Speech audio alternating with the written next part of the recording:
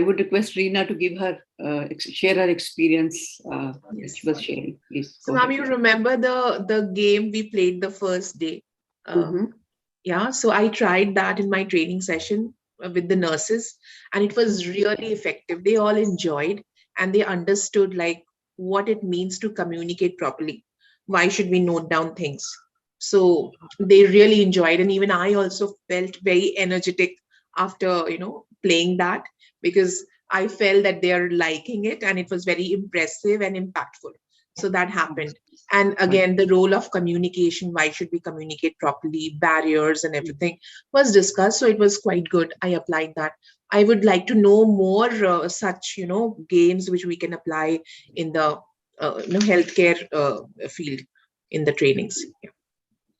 See, every day, like in every session, we are trying to integrate some of the other activity to make it, more simple and easy to understand and engage the audience. I think that's the agenda that we are keeping. So keep an eye on it. And then if you will do Google search, you'll find a lot of new ideas. Like, for example, this Chinese whisper activity that I mean, we use it in different fields, but I never used it in healthcare, but I found it very, very effective. It's more like an eye-opening kind of a experience for them, because they, just 1 second, do you need anything? Sure, you can take this. Be careful about the wire.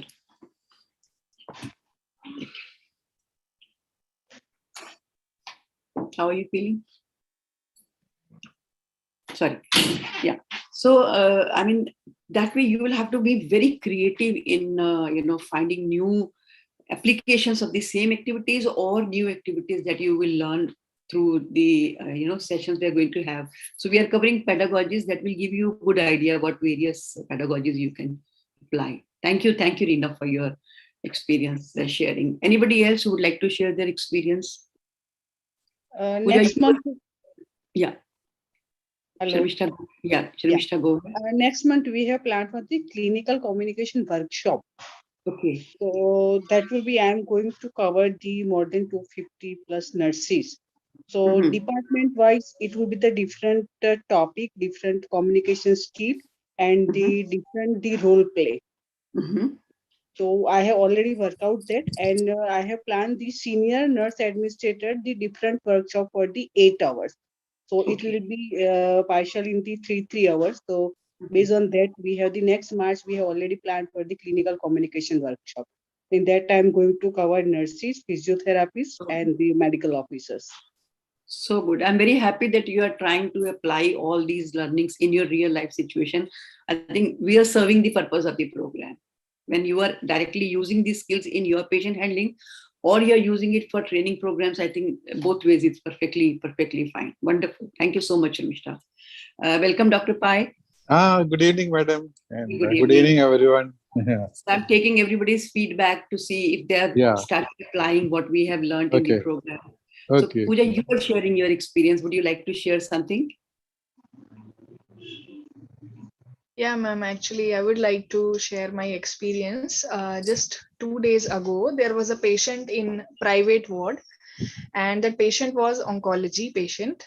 And our Dr. Praveen Bansal, he's the HOD of oncology.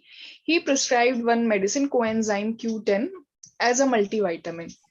So, like, private ward is there, so all patients are VIP patients, and they are very aware. And he just Google it, and he found that the drug, it was related with some heart related effect. So he was very angry, and he just complained that why these nurses are not aware, and these nurses, they are just trying to kill my papa, and they are not aware about the medicines, their action, and maybe the doctor has prescribed something else and they are giving me something else. So I was there, I was taking rounds. So I just, in there, I tried, and I was just listening to him. And when I was listening, I tried these tools. I was nodding, I was leaning forward. I said, okay, sir, I understand, sir. And like, he was releasing all his anger. I just let him to do that. And after that, I just said, okay, sir, I understand. And I understand that you are feeling very bad. and I'll just give me some time. I'll talk to the consultant and I'll get back to you. Then I called Dr. Bansal, and he just smiled. He said, "Okay, Pooja, yeah, he's also right, because there is a medicine coenzyme Q10. It's related to heart also, but I was talking about the multivitamin, and just show me that tablet strip which is given to the patient." So when we shown him, the medicine was only multivitamin. So that time we just consulted me and Dr. Bansal. We just consulted him that, "Sir, this is the right medicine we are giving, but it's good that you are so aware about your patient, that you are looking after the Google and you are confirming the treatment. It's very nice." So means there can be there was like, it was entering like a big trouble, but it was not so. So you managed it well, and he went satisfied. You could calm Yeah. down the patient. Yeah, he So- was satisfied. And now when I go, because he's an oncology patient, so he was there and he always smiles at me. He said, "She's very good in talking." So good. So good to see that you are using these skills in handling patients' complaints, their requests, and whatever concerns they come up with. That's, I think, every healthcare provider's responsibility, and we better learn it as early as possible. So good, so good. I'm thankful to you for sharing your experience with all of us. So moving forward with this same learning, today we are going to have an interesting topic of discussion, and that is, how do you handle uncooperative patients? So there will be situations where you have taken a decision in the best interest of the patient, or you want something to be done or not to be done for the patient's safety and patient's welfare, but then the patient and their family members are not able to understand your point of view, and then there it becomes sometimes very difficult to help them understand that perspective. So we are going to have a very power-packed session today. We'll have a small role play on it. Then I'll be showing you 4 videos done by me, just 2 to 3 minutes video. We'll have a look at all 4 videos at one go, and then we'll discuss what I've shown in those 4 videos. So when you're watching the videos, I would like you to note down your observations, because I'll be asking you a couple of questions. So if you are ready with your answers, then it becomes more interactive and fruitful. And after the videos, I will have a small presentation and we'll have a discussion around it. And the scores that you are supposed to calculate for yourself, your communication style scores, we will be discussing that also. That will give you a fair idea about what is your primary way of handling situations. And then what are the better ways or different ways of doing it.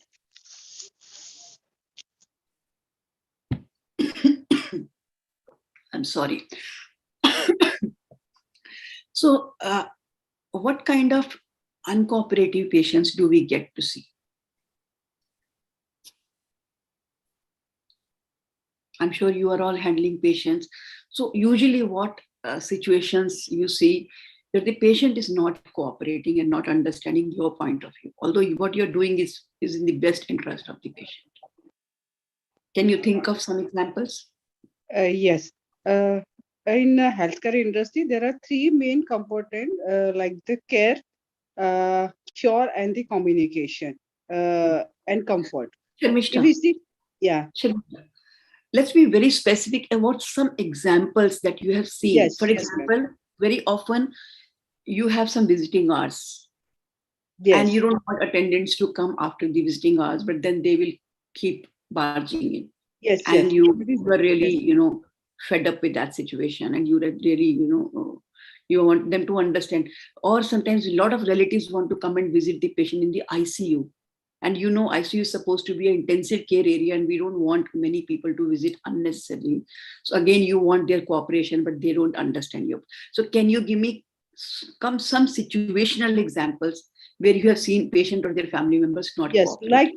Yes, Please. ma'am. Like in the visiting, so they Yeah. all want comfort in that every patient or that relatives require that they are asking for the 2 relatives at a time or 3 relatives at a time in the ward and the other area, which is not possible. Again, in the same ICU, because ICU is a critical area, but they're always Another example. Can you give another example besides these 2 examples? Do you have any example? frequent visit they want in the ICU, which is really Yes, not possible. It frequently is a visit. critical. Yeah. Beyond Yes. visiting us, I completely agree. Anybody else who would like to think of situations that you have faced where you ask for their cooperation. Very often when we ask them to donate blood, they disagree. They don't want to, donate blood. They say we are ready to pay for it, but we don't want to donate blood because I don't have blood. I'm already anemic and we don't have any relative who is ready to, very Yes, often. ma'am. Totally agree. The blood bank person was telling yesterday itself that nobody wants to give. Yeah. Yeah. Good Other evening. situation? Good evening, Dr. Very Indu. good. There Very is good. I had one situation in which after consulting the patient had fever and vomiting and diarrhea, but it was not a case which needed to be admitted to the hospital. So I tried to convince the patient that on medication you will be fine tonight, and if needed, we are there. 24-hour services were there in the hospital, but they insisted on getting admitted to the hospital. They were not ready to go take back the patient home. The relatives were very insistent that we are scared, we cannot take care. Though phone numbers were given by me, I'll be there available on phone at night, and we have facility to get admitted at night also. Emergency was there. But that was a situation which Wonderful. was I very think this is difficult another to good example. handle. This is another good example where you don't want to admit the patient for many reasons, but the patient's family is not able to understand your point of view. Very good. I think this is another good example. Dr. Saifuddin, you have raised your hand, so I'm sure you have something to. In case of diagnostic industry, we observe a few things like that. Number one is giving insistence from the patient to draw blood, despite the patient doesn't have any preparation for the respective test. Basically, it happens in fasting condition. Patient is diabetic. The patient has already taken the fasting medicine or insulin. Then they come to give blood, but at that time the blood cannot be drawn. But they insist to draw the blood. Do it. It's okay. Agree. One I sense. fully agree. Yeah. Another sense is when it comes for the home collection or out collection, not in house facility. Then if there is delay in drawing, in responding, then they ask for the refund issues. That's one issue. Very usually good. I agree with this also. A lot of time we have this situation. Very good. Dr. Bala, you want to say something? Please go ahead. Yeah, what main point is that what is the patient food? Sometimes the patient is not willing to take food from the hospital, or the attendants, they don't want to take food from the hospital. They insist that we'll bring food from the outside, or we'll bring the food prepared in the home. So, especially during the COVID, and also the routine things we'll get. So they'll understand that we will make only the particular food for the patient, but they will not understand it. Very good. I think another good example. Yeah, Dr. Anuradha, you want to bring another case? Go ahead. Yeah. Ma'am, the most common ones that we get is regarding when the patient has been told that they'll be getting discharged today. The doctor on round says he has to be discharged. Patients hear it out. As a medical officer, if you are on duty and there is so many paperwork, all the reports to be collected and the discharge file is to be made, it takes time. That is the time maximum patients fight with you that it has been told in morning, it's 12 o'clock, you have not discharged us yet. So very uncooperative patient when there is a time for discharge. It happens very commonly.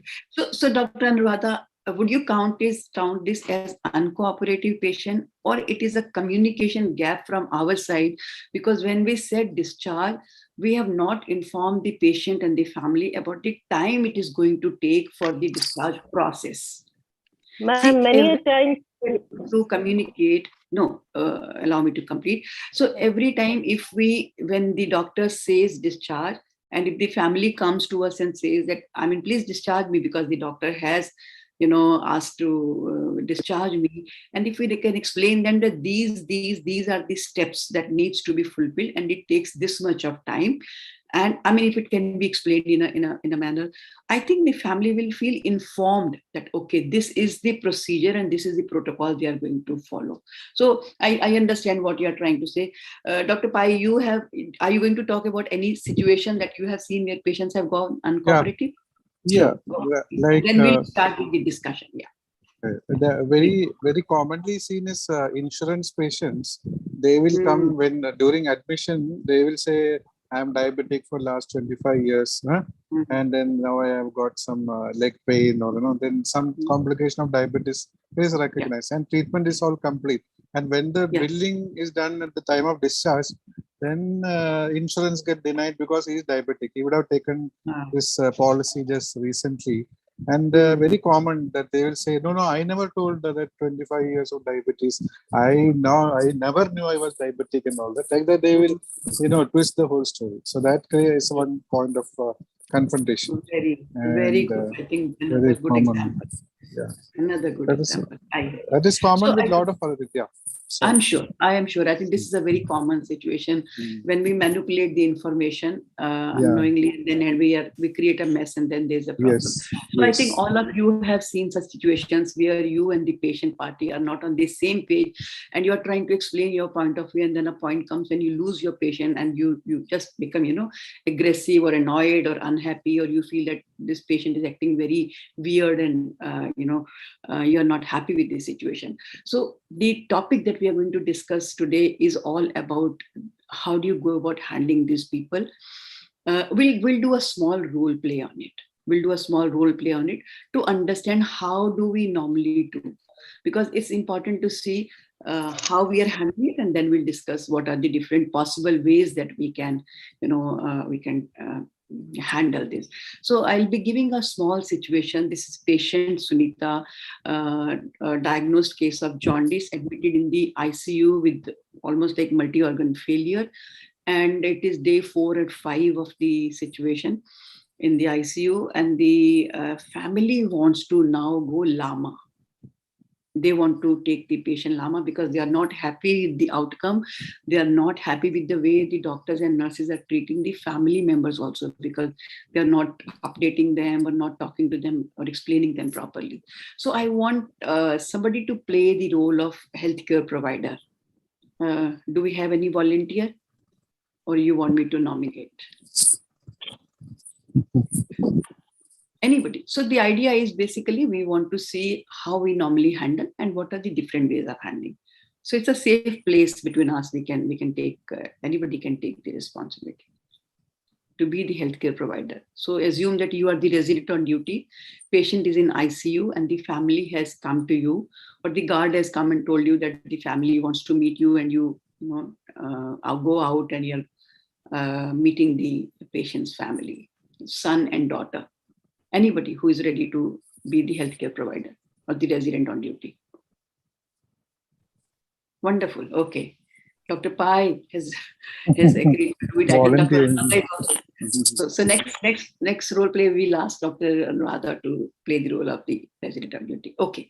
So Dr. Pai, the situation, are you clear about the situation? This is patient Sunita, 58 years age, diagnosed case of jaundice. Unfortunately, multi-organ failure, day 4 or 5 in the ICU. Situation is not good. Patient is deteriorating. The prognosis is poor. The family is very dissatisfied with the outcome, with the patient's care, with the treatment they are receiving at the hands of nurses and doctors. And you have these two people coming in the ICU asking you to go for Lama. So the agenda, please remember. Yeah. Agenda is that the family wants to go Lama. So even those who are playing the role of the family. So Dr. Saifuddin and Reena, can I request both of you to be the family? You be the daughter and son of the patient. And the agenda is Lama. Reasons I have discussed. Try to stick to the agenda, and let's see how Dr. Pai demonstrates us to how should we be handling it. So all of us will have our videos off. All others, please observe the dynamics, and at the end you will be giving your observations. So let's stop our video. Yeah. So should we start? Just 1 second. Let Sharmishta. Yeah. Now, so assume that Dr. Pai is in the ICU. He's resident on duty, not the consultant. He's resident on duty, and both of you have gone in, and you start your that you want to go Lama to another hospital. It's a corporate hospital setup. Yeah. Yeah. Hello, doctor. Yeah, I'm Dr. Rajesh here. Yeah, please tell me. Doctor, we want to shift our mother from this hospital. We are not satisfied with the kind of treatment happening over here. Every day, it's been 6 days that she's admitted here in ICU.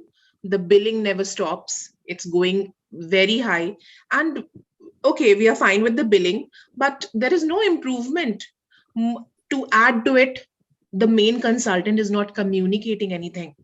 All right, every time now you're there, your duty goes off, then somebody else is there. We are not able to know what actual reason. Isn't it, Bhaiya? I mean, what I'm saying is true, right? Do you agree to me? We want to go away from there. We don't have. Mr. Doctor, please listen. We are here for 6 days. My sisters already explained you what is going on. But the thing is that we are very much dissatisfied and irritated with your so much corporate smartness. You are telling you are corporate, you are following standards, you are doing so many things for the patients. You do take care of your patients too seriously, but we are not getting any response. My patient is not improving. My father is in the dying conditions. He is patients of multi-organ failure already, but you are not communicating with us properly. You have told that you are asking for the different specialties, but we have not seen any specialties has come yet. So what's going on? We are in confusion. That's now. That's why we have decided that we will shift our patients to another hospital. Please close every formalities as early as possible, and also reminded we will not pay, and you will refund the money we have given to you, as we are not getting any satisfied results from you. So we think that we should not pay anymore. Yes. Very sorry to hear that you had such a communication gap. But I am only a resident. Doctor, please listen. We are listening to your sorry for so many times. Last 4 to 5 days, we are listening to your sorries only. But we have not got any response yet. Any effective response we have not got yet from you. That your consultant is coming and they are getting giving update. At least you give update to us. I mean, there is no rule that when the consultant comes to the ICU, the attendant is waiting downstairs. You should call the attendant after the rounds and tell what is the condition. We are not informed, and Madam, so many tests and tests and tests. I will definitely convey that to the consultant, Madam. But you understand that patient is end-stage liver disease. She is having end-stage liver disease with very bad blood parameters. LFTs are very wrong. On top of it, she has very resistant infection. Now we are giving the best care, whatever is possible. Doctor, you are saying that right now you are saying that he is a patient of end-stage of liver failure, but we already informed that he is infected with jaundice. But you haven't said that earlier. Jaundice, which is when has superadded infection, and that has entered the bloodstream. I think that has been told to you by the morning shift doctor. I saw this in the file that one of you has been briefed, because every time we cannot talk to every bystander. I think one of you were there in the morning, and the doctor has explained to you that she's downward path. She's on dialysis. She has some ammonia levels are high, and so hence she's very in an unconscious, semi-conscious stage. My only concern is, I think we are not getting the right update. You are giving wrong update right now. Yes. In the morning session, my sister was there, but she didn't get this information. All I am getting to hear is we are observing. We are observing from the past 6 days. You're observing. There is nothing happening, no progress, nothing. Plus, I was also told there's a multi-organ failure. Now what? I mean, we have to leave him over here to be just completely dead, and then we take him off. No, I don't want this. Let us take father to some place else where he will be actually treated and we can get him back. I'm sure there is some scope left. So doctor, we want to leave this hospital. We don't want to stay here. Madam, I will talk to the senior consultant who is in charge of this patient. No, doctor, we don't need any more talk. We don't need any more talk. Please do the needful from your side to take our patient to another only a junior resident, sir. I understand your anxiety, So but if I you am only understand, giving a please do the response. needful. If you Yeah, understand, I please do will the needful for my surely, patient's sake. Please do the needful. If you surely, sir. I understand, will. please do the needful. Yeah, yeah, I will speak to the consultant. I will No tell need him to that you talk are too much. requesting. We No need want to it talk more fast. to the We don't want to consultant. waste a single second over here. I want my dad out immediately as soon as possible so that there Yeah, is some scope for him to get saved. We will yeah, take him elsewhere. You please start the process immediately yeah. and we But want to go from here. I just want to caution you that the patient's condition is very fragile. She's the BP is very kept stable with 4 inotropes, and dialysis is there. Urea level is high. Jaundice is very high. So my only concern is that while shifting this patient to another hospital, nothing untoward should happen. So that responsibility you should be taking. So there is a form known as Then your senior leaving consultant, evidence. then ask your Leave, senior consultant to talk to us right now. If you can manage it, then we can consider it. But if you fail to talk to your senior consultant right now with yeah. us, then we will I will decide. do, sir. I will definitely do that. I will talk to my senior consultant that you have made this request, and I will give you a feedback. Huh? Is that okay? Don't take too much time. Yeah. We are waiting here. Please do response within minute, please. Immediately, sir. Immediately, sir. You just wait here only. I will speak to him over the phone. I'll tell him all the details, and let me come back to you. Give me 10 minutes. Huh? Okay, sir. 10 minutes. Rina, it is 10 Yeah, I have to minutes. call him. How is it possible? No, we can't give you 10 minutes at all.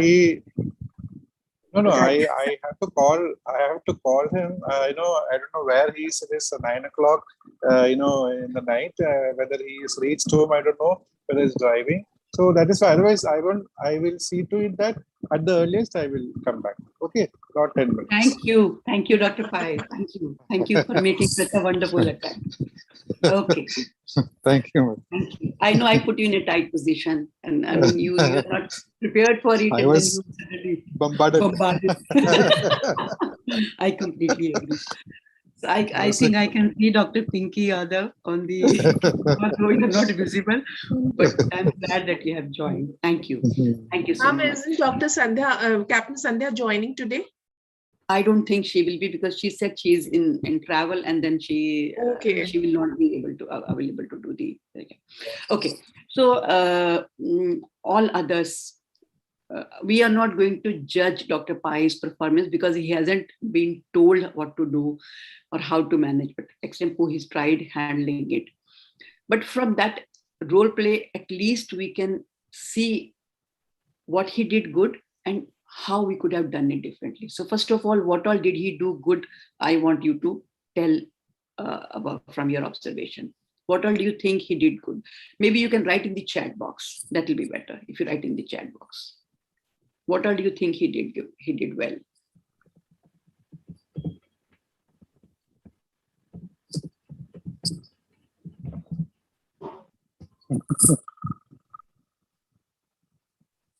Was very calm, listening. Absolutely.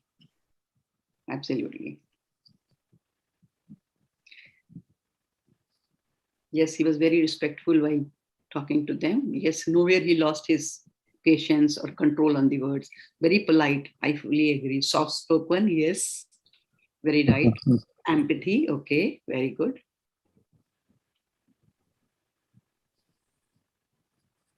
Listening, rational medical explanation, polite, completely.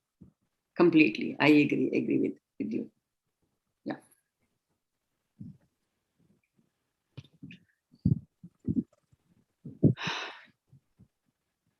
Did not lose his cool. Very right. Very true, Dr. Pinky. Yeah. So even I observed almost the things that you have, noticed, that he was listening with a lot of patience. He was nodding in between. He kept mum for quite some time when the family was acting very, very aggressive. He did not get upset on being interrupted, though, I mean, they were constantly interrupting and they were not letting, him complete. But then he did not get upset on it. Then he tried explaining patient's condition in his way, and he also mentioned about that somebody explained to you or your family member in the morning, and I have a document showing that yes, this your patient's family member has been explained about the condition. He also said that I'll talk to the consultant. I'm a junior resident. I will do the needful. And then he also tried to caution the family about the patient's condition, and also mentioned that there's a risk in shifting. And you will have to take the responsibility of the risk. And for that, you'll have to sign a document. And besides this, I think a lot of other saying no blame to anyone. Okay, very right. Very nicely explained the consequences of LAMA. Very good. I think most of you have done a wonderful observation. So from now onwards, start noting down whatever you observe in the chat box. But click the button to upload your comment once you have completed your observation. Then we'll have more points also too. But I think, Dr. Pai, I must share you this secret. I had primed Reena and Dr. Saifuddin to act like an aggressive patient. I understood that. I'm sorry, because I don't want to play easy games. I don't want to play easy games. We want this to is learn. This is a common situation in hospitals, and See, your performance change should show that you have attended master trainer program. That's the desire. That's the purpose. It should show that you have learned the right way of handling that. Okay. So can I ask everybody to give their feedback? What could have been done to make it better? Of course, not questioning your ability. You are such a seasoned, person. So please pardon me for asking others to give their input. Maybe that will help us to, do the whole thing in a different way or a better way. So can I ask others? I also, from the course, I also learned how to be calm and, how to be listening to the patient. I think I may not be like that earlier. So that listening capacity is, which you told, I really imbibed from this course. I'm so happy. That's a very big change. That's probably one of the biggest hurdles. We are not in habit of listening. So it's a big behavior change, when you have to control yourself and let the other person. Wonderful. I really thank you for that. Thank you for sharing your learning. Thank you, madam. So, that is a good point. Yeah. So if I may request everyone to give 1 point in a very, very short manner, put it in the chat box. Not because if I ask you to reply, then everybody doesn't get a chance to speak. So write in the chat box that you think he could have done, or had you been in that chair, you would have done it differently. Just 1 point, 1%. Yeah.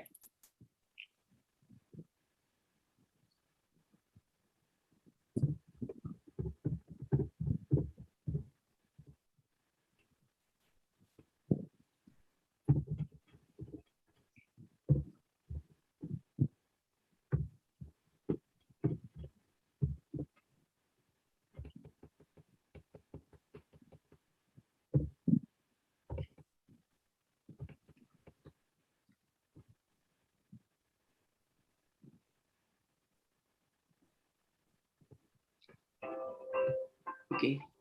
So, of course, talking to the primary consultant is definitely required because he's at the resident position. But how do you handle that situation in your capacity? I think we are focusing more on that.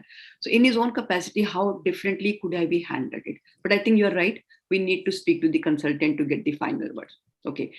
Treating consultant must be communicated with the relatives. See, again, we are passing the ball to another person's court. I would want you to know how to handle it. Very often on front desk, people will say, let me speak to my OPD manager. Why? Why for every small thing you want to call the OPD manager or floor manager? Why can't you deal it on your own? Would like to offer to have a second opinion or change their treatment unit in-house or call someone from outside if needed.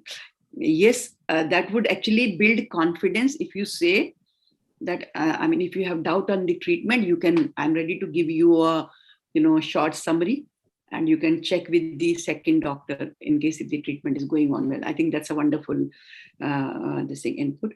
Okay. Any other input? Any other point from others?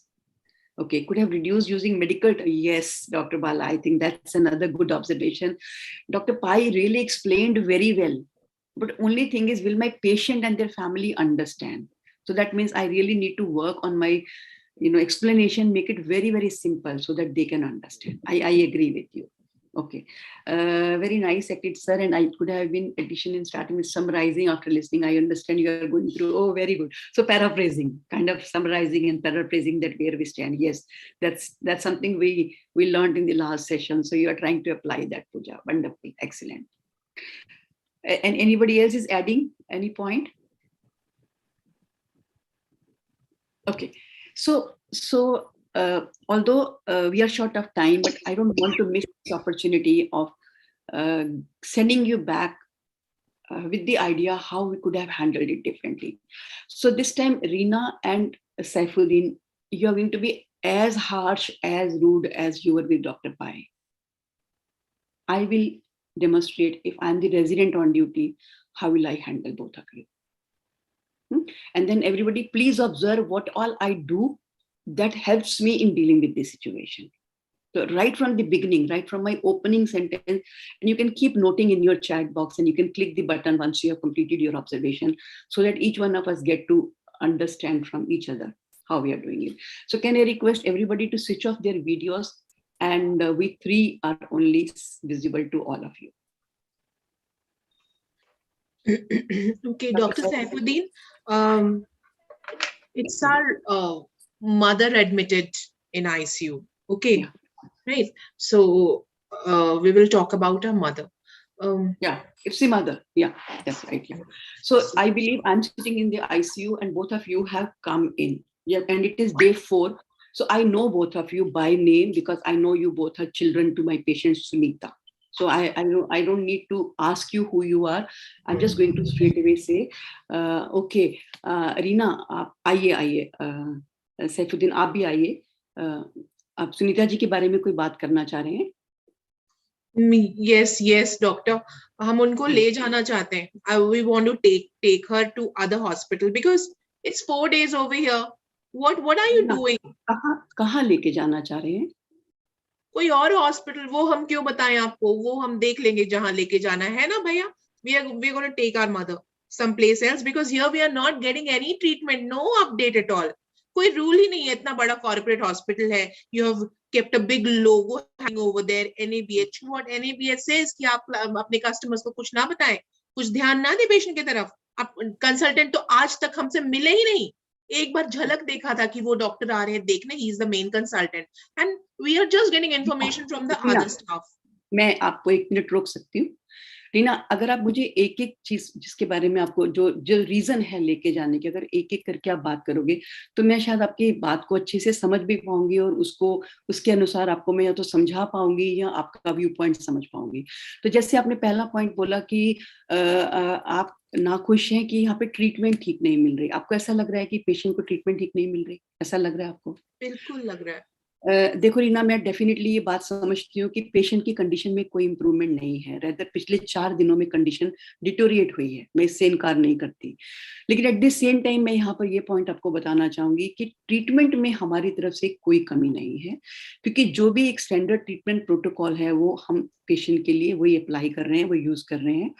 आप चाहें तो जिस भी hospital में आप ले जाना चाहते हैं या जिस किसी डॉक्टर के पास आप ले जाना चाहते हैं, मैं आपको पेशेंट की ट्रीटमेंट की समरी बनाकर देने के लिए तैयार हूँ. आप उनके साथ डिस्कस कर लीजिए, और अगर उनको लगता है कि हम ठीक ट्रीटमेंट नहीं दे रहे तो फिर आप जो भी कॉल लेना चाहते हैं आप ले सकते हैं. लेकिन एक स्वीपिंग स्टेटमेंट देना कि यहाँ ट्रीटमेंट ठीक नहीं हो रही, मेरे ख्याल से आप भी एक गलत फहमी के साथ यहाँ से जाएंगे कि पेशेंट को शायद हमने ठीक से ट्रीट नहीं करा. तो मैं एक पहला पॉइंट आपको ये एक्सप्लेन करना चाहूंगी कि ट्रीटमेंट जो इस केस में जो स्टैंडर्ड ट्रीटमेंट है वो प्रोटोकॉल हम यहाँ पे फॉलो कर रहे हैं. तो और क्या कंसर्न्स हैं आपके जो आप जिस वजह से यहाँ से ले जाना चाहते हैं? जैसे बोला कि you are following the protocol, सब कुछ है, तो पेशेंट का कंडीशन शुरू दिन से खराब होता गया है, तो हमें क्यों नहीं बताया गया? हमें बताया जाना चाहिए, आज आपके पेशेंट ऐसे हैं, आज आपके पेशेंट ऐसे हैं. हमें बोला जा रहा है कि आपके पेशेंट ऑब्जर्वेशन में है, हम लोग कोशिश कर रहे हैं. ऐसा लग रहा है कि एक्चुअली देखो, दिन में यहाँ पे हम 2 बारी फैमिली मेंबर्स को बुलाकर अपडेट करते हैं, और जो भी ऑन ड्यूटी होता है, जो भी आप में से यहाँ पर होता है, फैमिली, आपकी फैमिली से कोई होता है, उसे बुलाया जाता है. ये देखिए मेरे पास ये पेशेंट की फाइल है, और इसमें जैसे आज सुबह अगर मैं बताऊं तो आपके यहाँ आपके कोई दीपक नाम से कोई है, सुबह कोई था आपका दीपक नाम से, आपके कोई रिलेटिव होंगे या कोई हाँ, जानकार? वो हमारे कजिन है। हाँ, तो देखिए उनको बुलाकर बताया गया। सुबह शाम 2 बारी हम जरूर फैमिली मेंबर को बुलाते हैं और एक्सप्लेन करते हैं। ऐसा हो सकता है कि बाई चांस जब बताया गया आप ना हो, कई बार आप कहीं गए होते हैं या किसी काम से इधर उधर होते हैं, लेकिन एक प्रोटोकॉल है कि हम फैमिली को जरूर अपडेट करते हैं, बिकॉज हम भी समझते हैं कि आप जानना चाहते हैं कि पेशेंट की कंडीशन में क्या इंप्रूवमेंट हुई है, क्या चेंज आया है, और हमारी भी ड्यूटी है कि आपको एक्सप्लेन करा जाए। बट अगर आपको लगता है कि बाई चांस आप नहीं थे, तो अगर आप चाहें तो मैं आपको तसल्ली से बता सकती हूँ पेशेंट की इस वक्त कंडीशन क्या है, मुझे कोई दिक्कत नहीं है। और क्या कंसर्न्स हैं आपके? बस वही, हम अपनी मदर को यहाँ से अच्छा करके ले जाना चाहते हैं, लेकिन हम बहुत नेगेटिव वर्ड्स सुन रहे हैं कि वो अच्छी नहीं हो सकती हैं। और सबसे बड़ी बात कि हमें टाइम टू टाइम खबर है ना भैया, we are not getting any information, isn't it? Yeah, ma'am, you see, the way you are explaining to us, my sister always stands here, reside here. I do usually used to stay outside, but she is not getting any updated. Just update of the patient conditions. We won't understand the standard protocol you are doing or not. But if you convey at least what is the condition, what is the treatment going on, and what could be the prognosis, then I think it can mitigate our tense, our restlessness. But you are not doing this. Your fellows who are doing duty here, they are not doing this. I completely understand your point of view, और मैं आपका ये point note कर रही हूँ, मैं केशिट में बकायदा लिख रही हूँ। देखो मैं भी समझती हूँ कि फैमिली के प्राइमरी केयर टेकर्स जो होते हैं उनको अपडेट करना बहुत जरूरी है। तो मैं आपका नाम और फोन नंबर यहाँ पे लिख रही हूँ, ताकि जो भी नेक्स्ट अपडेट होगा तो आपको बुला लिया जाएगा। लेकिन मैं आप दोनों को भी ये बताना चाहती हूँ कि सुबह जब राउंड होता है उसके बाद में तकरीबन 12 बजे हम फैमिली को अपडेट करते हैं, और शाम को जब 5 बजे राउंड खत्म होता है तो एक बार हम 6 बजे के आसपास फैमिली को अपडेट करते हैं। तो आप कोशिश करिए कि ये 2 टाइमिंग्स पर आप दोनों अवेलेबल हो। लेकिन क्योंकि अब आप मेरे पास आए हुए हैं और आपके मन में ये दुविधा है कि पेशेंट की कंडीशन अच्छी नहीं है और हम शिफ्ट करना चाहते हैं, देखिए ये आपकी कॉल है, पेशेंट आपका है, मैं कभी भी आपको रोकना नहीं चाहूंगी, क्योंकि आपके पेरेंट, किसी भी पेरेंट के प्रति जो ऐसा बच्चे महसूस करते हैं वैसा आप महसूस कर रहे हैं, और डेफिनेटली उनकी कंडीशन बहुत अच्छी नहीं है। मैं ये भी कहना चाहती हूँ क्लियरली, कहीं आप ये सोचे कि मैं आपको एक झूठी तसल्ली दे रही हूँ, कंडीशन बहुत अच्छी नहीं है। लेकिन मैं साथ ही साथ ये कहना चाहती हूँ कि अगर आप उनको इस हालत में यहाँ से मूव करते हैं, तो देखो एक बेड से जब आप लेकर पेशेंट को दूसरे बेड में जाएंगे, वहां पर जाने जाने में आपको ट्रांसफर करने में, बेड मिलने में, वेंटिलेटर मिलने में कम से कम पूरे प्रोसेस में 4-5 घंटे लग जाते हैं। इन 4-5 घंटे में पेशेंट की हालत बिगड़ भी सकती है। इस हालत में मैं आपको एडवाइस नहीं करूंगी आप मूव करें। फिर भी अगर आप आप ले जाना चाहते हैं, मैं उसके लिए आपको रोक भी नहीं सकती, क्योंकि ये आपका अधिकार है। आप फैमिली के साथ डिस्कस कर सकते हैं। अगर आप फिर भी इंसिस्ट करेंगे कि लेके जाना है, तो एक फॉर्म होता है जिसमें ये हम मेंशन करते हैं कि आप अपनी मर्जी से ले जा रहे हैं। एक लीगल फॉर्मेलिटी है जो हमें पूरी करनी होती है कि भी आप अपनी जिम्मेदारी पे ले जाना चाहते हैं। आपको वो कागज साइन करने पड़ेंगे। अगर आप फिर भी मूव करना चाहें आप ले जा सकते हैं। मैं जो भी कोऑपरेशन आपको मेरी तरफ से चाहिए मैं वो प्रोवाइड करूंगी। एक समरी बना, एक सलाह और दे सकती हूँ ना, एक सलाह और दे सकती हूँ।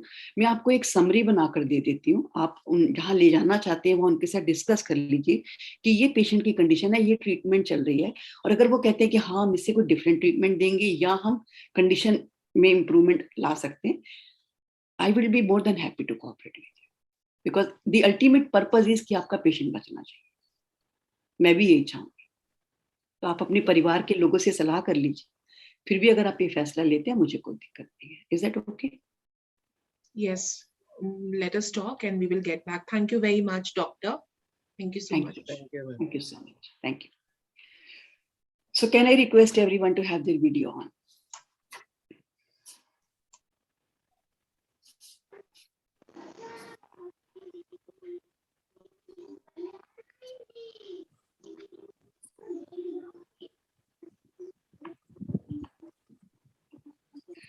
So we normally say communication begins from patient, which is untrue. Communication begins from us. How much ever aggressive the patient party is, if I do not know how to handle, then it is my lacunae.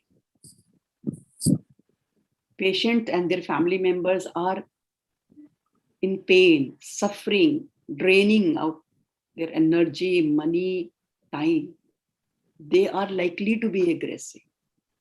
And if I say they're acting aggressive, it's something like, you're in pain, but you're not supposed to cry.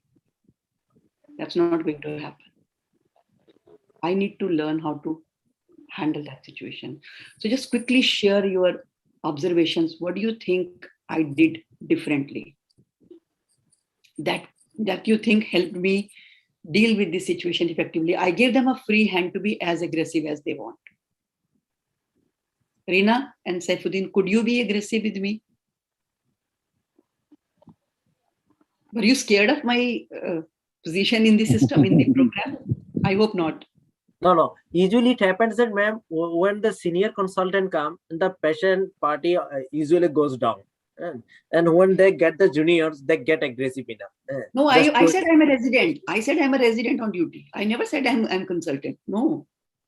I said I'm resident on duty. Then another point, what cools down the patient party, that you can do from your side. You can do from your side, but you have to give legal issues. Then this ends up the main important. Another one is the standard treatment, not mentioning the names or so forth things. That we are doing the standard one. You will get the same treatment if you go to another places. But in the meantime, you can have also the specialty slakins, specialty facility slakins, that is ventilator or these things. It can. These are the few realistic conditions you have mentioned with examples and giving the ball to the patient party. Now you play. That's the most important point. So what have others? Also, as you said now, that communication is not what is said, but how it is said. So the way, your body language, your tone, all those things really mattered, the way you explain. So that also has a great impact. So maybe that's a reason people cool down. And then I think that's something I'm glad that you observed, and that's what you have to imbibe and demonstrate with your patients. And let me tell you, the real empathy has to be experienced and expressed. If it is artificial, anybody can make out that you're fooling, and nobody likes to be fooled. They rather feel cheated when you're fooling them. I did not say one sentence which I always say. If you say, it will have a lot of impact. If it was my family member, I would not have done, I wouldn't have shifted the patient from here. And then it has to be an honest admission. It's a huge claim to make, but then you have to have that honesty. See, anything without honesty will not last very long. So I can quickly read the comments that you have mentioned here. Dr. Anuradha says, addressing relatives by name, showing that they are known to me, very important. Please remind your doctors and nurses to identify the primary caretaker of the patient, especially in critical care areas. It will really, really help. The moment you call them by name, they feel connected, they feel acknowledged, and they feel, okay, I'm known to this doctor or this nurse, and she knows my name, so I cannot afford to misbehave. So that brings in accountability. Very right, Dr. Nanda, good observation, I think.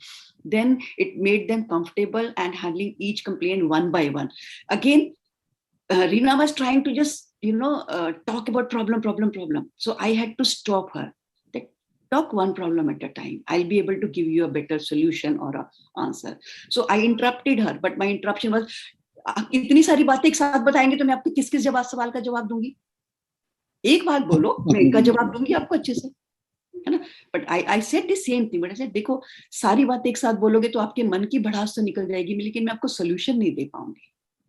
So it's good if you take one point, let me see how I can help you in that, and then we'll address your concerns one by one. So I'm assuring her, I will address your concerns one by one, but let us not, bombard me with this situation. Then telling patient treatment is up to the mark. Yes, I think Dr. Saifuddin also made the same mention. If you are sure of your treatment protocol, why hesitate? If I'm not sure, then better somebody come and correct me. That means I am not on the right track. And a lot of time we are not following the treatment protocol. Then I can't say I'm not following treatment protocol, but you can't blame me for that. So I am responsible for that. And then saying that, okay, you can discuss with somebody, that actually grounds patients' trust in you. That means you are confident of what you are doing. Nobody is going to tell you, "Dikhaiye mujhe ek bari, I'll go and speak to another doctor." Most likely they say, "No, Dr. Sahab, I trust your treatment." But that confidence has to be demonstrated. First, there has to be truth in it. Then it has to be demonstrated. And in case if they say, "Okay, you give us this short summary," be open to the idea, give short summary. That will build. And mostly, even if you could say, if you have any relative or a friend who's a doctor, if you want me to speak to that person, I'm more than happy to do it for you. That again builds a lot of confidence. Okay, you are ready. And the moment you will talk to that doctor will be your spokesperson. That doctor will now speak your language and explain the family. Don't move the patient. This doctor is nice. They are doing very well. Don't get, don't get into that hassle of moving the patient from one place to another. And they're ready to understand their concern, telling the protocol of hospital. The voice is warm, showing that we are there to help you. Wonderful. I think that was a good observation. So Pooja says, welcoming, talking with relatives with name, nodding, requesting to speak in between, not interfering harshly, explained the condition very well, gave ideas about second opinion, shows that you're also worried about the patient, concerned about the patient. Show on the register, yes, documentation is the only way to save yourself.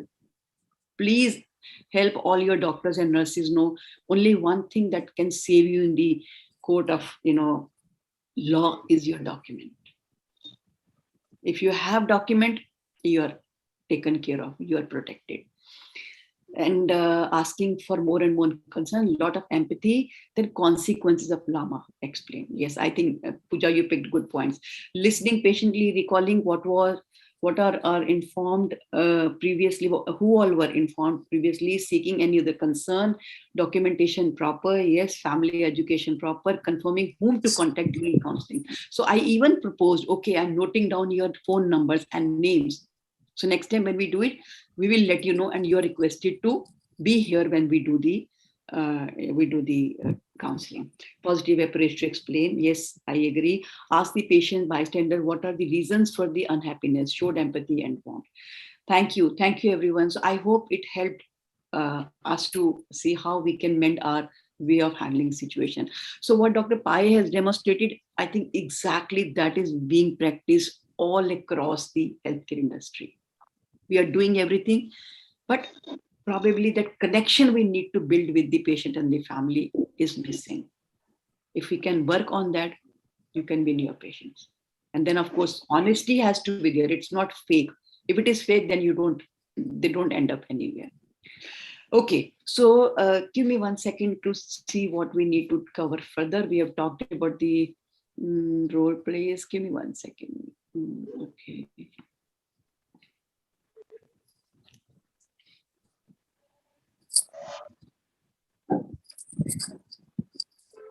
Okay.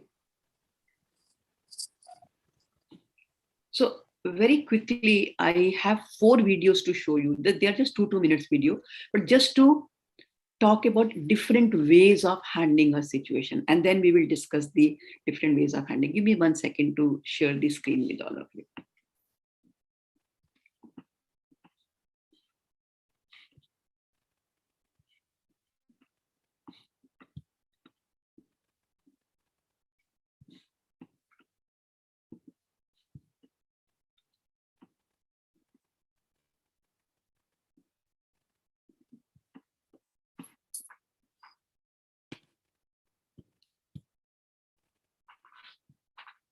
I'm trying to locate that one particular. Okay, there we are.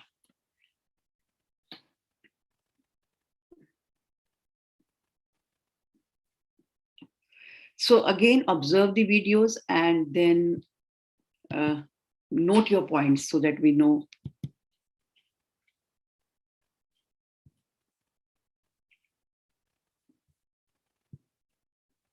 I'm so sorry. I'm so sorry.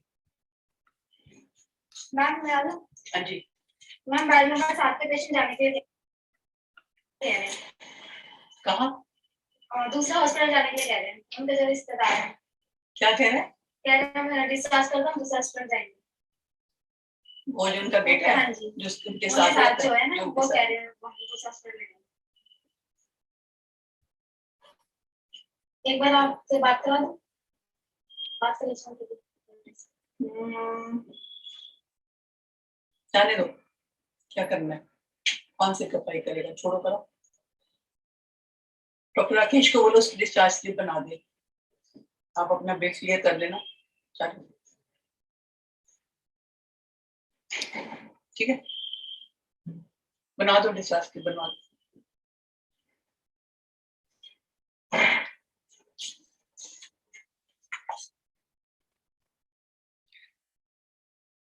I'm showing the second one, and then we'll have a discussion.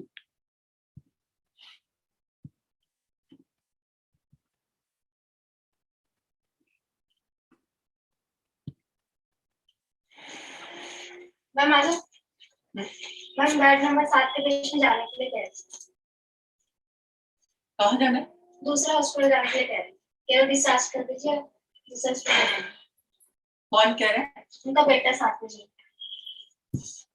वो जो हर time उनके साथ रहता है, वो है ही बदतमीज, वो बिल्कुल बेकार आदमी है, हर वक्त कुछ ना कुछ उसको नया ही सोचता है। अब क्या कह रहा है वो? डिस्चार्ज कर दीजिए, हम दूसरा हॉस्पिटल लेके जाएंगे। तो वहां जाके क्या इनको बहुत बढ़िया कुछ वो मिल जाएगा? क्या यहाँ पे इनको क्या तकलीफ है? क्या कह रहे हैं यहाँ पे, क्या दिक्कत है उसको? कह रहे बस हमारे डिस्चार्ज कर दीजिए, हम दूसरा हॉस्पिटल जाएंगे। नहीं तो वहां पे क्या, यहाँ पे इसको क्या दिक्कत आ रही है? कुछ बता रहा है कि क्या क्या प्रॉब्लम है उसको? नहीं ऐसा तो कुछ बताया नहीं, कुछ बोला नहीं। अरे ये शुरू से ही ऐसे ही बोल रहा है, ये महा तंग करने वाला बंदा है किसी काम का लिए।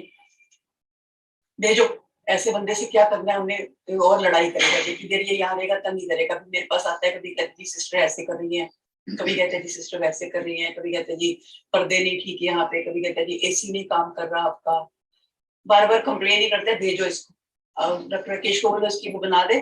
बात कर लीजिए। क्या बात करनी है, बदतमीज आदमी है, जाने जान छूटेगी, कुछ बोलना मत उसको। उसको कह रहे हैं ठीक है हम बना के दे रहे हैं। डॉक्टर राकेश को बोलो उसकी डिस्चार्ज स्लिप बना दे और बिल क्लियर कर लेना अपने, भेजो, जाने दो। ऐसे लोग जाए ना ही रहे तो अच्छा, सारा दिन सिर खपाई करनी पड़ती है सुबह से, ठीक है। तुम्हारा क्यों मुंह उतर गया? जाओ जाओ जाओ, जाने दो।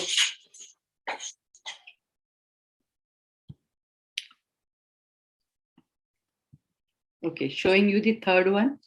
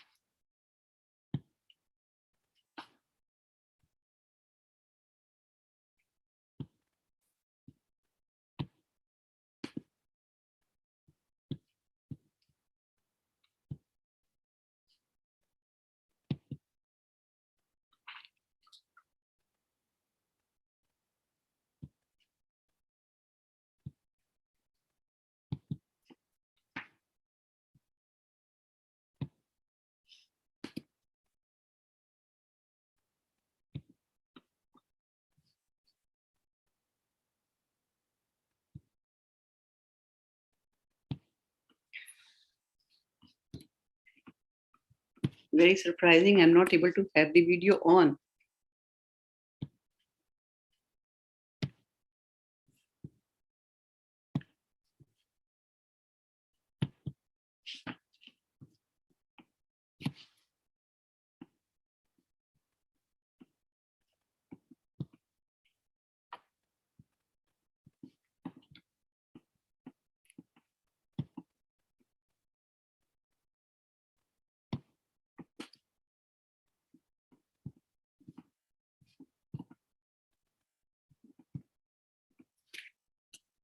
Give me a second, please.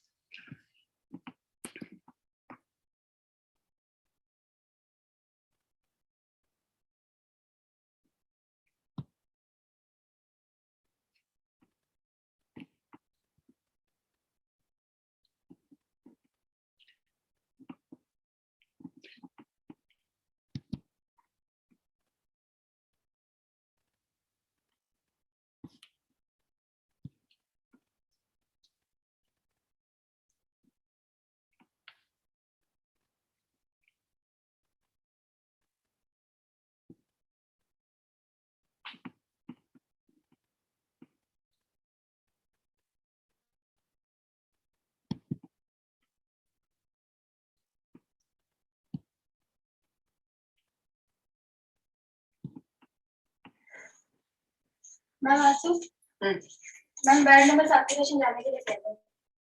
क्यों? वो डिस्चार्ज मांग रहे हैं, तेरा मैं छुट्टी करके हम दूसरे हॉस्पिटल जाएंगे। फिर क्या तकलीफ है उसको? वो कह रहे छुट्टी करता हूँ, मैं दूसरे हॉस्पिटल जाएंगे। यार बहुत ही पागल आदमी है, हालत पेशेंट की इतनी खराब है, छुट्टी करो, रास्ते में कुछ हो आ गया तो क्या करेंगे? उनके साथ जो अटेंडेंट है वो कह रहे हैं कि हमारे डिस्चार्ज होना। उसका जो बेटा है जो उसके साथ हमेशा बैठता है, और बहुत ही बेकार आदमी है। जब देखो इसको, पहले तो इतने नखरे इतने हैं, कभी एसी काम नहीं कर रहा, कभी ये नहीं काम कर रहा, अब छुट्टी कर दो, छुट्टी कर दो। आपकी बात करा दो, भेजो उसको, जरा सही करो उसको, भेजो जरा।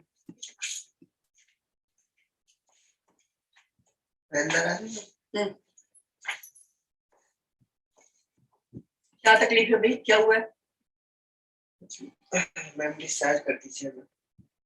तुम्हें उनकी हालत पता है इस वक्त क्या है? बहुत दूर पड़ता है, आने जाने में दिक्कत होती है, इसलिए आप डिस्चार्ज कर दीजिए। मैं तो हॉस्पिटल तुम्हारे घर के पास ले जाऊं, डिस्चार्ज कर दो। उनकी हालत इतनी खराब है, रास्ते में कुछ हो हवा गया ना इधर के रहोगे ना उधर के रहोगे। ज्यादा दिमाग मत चलाओ अपना। इलाज करवाना है तो शांति से करवाना चाहिए, ऐसे नहीं कि इधर भागो उधर भागो। मैम इधर आने के लिए खर्चा लगता है, और इधर आते भी बहुत ज्यादा बिल हो गया है मैम, तो पैसे है नहीं हमारे पास। तो पहले ही सरकारी में चले जाना था, यहाँ आने की क्या जरूरत थी? आधा अधूरा इलाज करके अब जहां जाओगे तो वो लोग तो कहेंगे ना कि ठीक से इलाज नहीं करा उन्होंने, मेरा भी नाम खराब करोगे, और रास्ते में पेशेंट को कुछ हो गया तो और मुसीबत हो जाएगी। आप डिस्चार्ज कर दीजिए। भैया बहुत ही बेकार आदमी हो तुम तो। डिस्चार्ज तो मैं कर दूंगी, पर दोबारा मुड़ के मेरे पास बताना। ये कोई तरीका नहीं है इलाज कराने का। अपने पेशेंट का भी नुकसान करोगे और मेरा भी नुकसान करोगे साथ ही साथ में। हमारा आदमी है। सिस्टर, इनकी डिस्चार्ज स्लिप बना दो और बिल क्लियर करो इनका, तब भेजना इनको। जाओ, और दोबारा मुड़ के मत आना मेरे क्लिनिक में।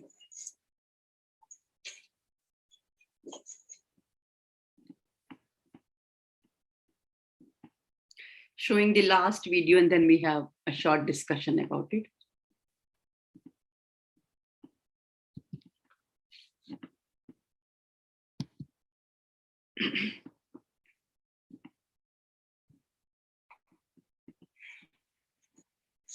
मैम आ जाओ इसमें। मैम बेड नंबर 7 के पेशेंट जाने के लिए कह रहे हैं। कहाँ जाना चाह रहे हैं? दूसरा हॉस्पिटल। छुट्टी के लिए कह रहे हैं? हाँ जी।